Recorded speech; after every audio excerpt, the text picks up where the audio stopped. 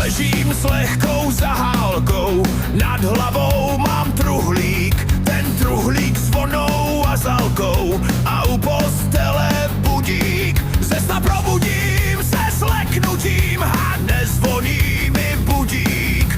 Vyskočím jak trefený a praštím se o truhlík. Ale prosím bacha, je v tom totiž háček, nejsem žádný mácha, Erben nebo žáček, prostě skládám slovíčka, jen s úsměvem pod víčka.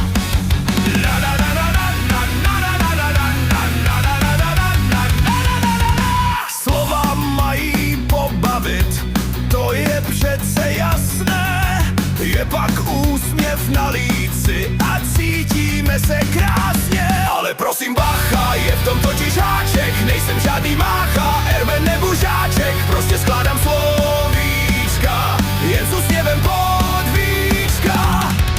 Zapomeneme na starosti, je nám prostě blaze. Ať jsme doma v posteli, v lese, či třeba v Praze. Ale prosím bacha, je v tom totiž háček, nejsem žádný mácha, Erben nebo žáček, prostě skládám slovíčka, jen s úsměvem pod